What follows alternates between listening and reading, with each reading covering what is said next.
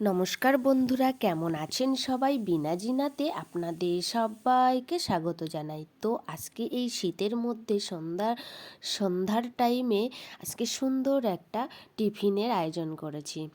তো আমি যে টিফিনটা করেছি সঙ্গে যদি একটু চা থাকে তো বেশ জমে যায়। আপনারা নিশ্চয়ই বুঝতে পারছেন টিফিনটা কি হয়েছে।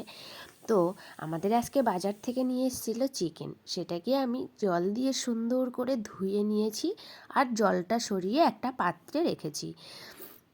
মাংসগুলোকে রেখে আমি আগে থেকে রসুন ছাড়িয়ে থেতো করে রেখেছিলাম আর কাঁচা লঙ্কা বেটে রেখেছিলাম।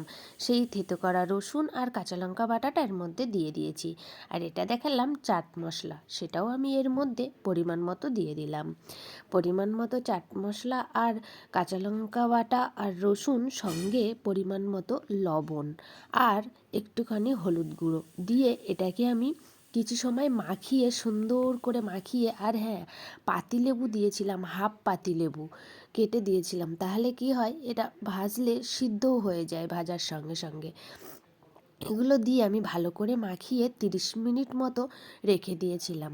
তারপরে আমি এটাকে 30 মিনিট পর একটা ডিম এর মধ্যে ভেঙে দিয়েছিলাম, সঙ্গে দিয়েছিলাম পরিমাণ মতো কর্নফ্লাওয়ার আর বেসন গুঁড়ো।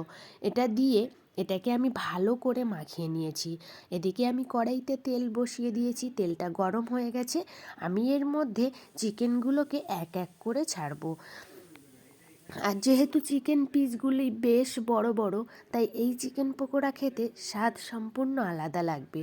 তো আমি এই চিকেনগুলোকে আস্তে আস্তে তেলের মধ্যে ছেড়ে দিলাম। তো চিকেনগুলো ছেড়ে দিয়ে এগুলোকে আমি ভালো করে ভেজে নেড়ে চেড়ে একটা থালার মধ্যে তুলে নিলাম।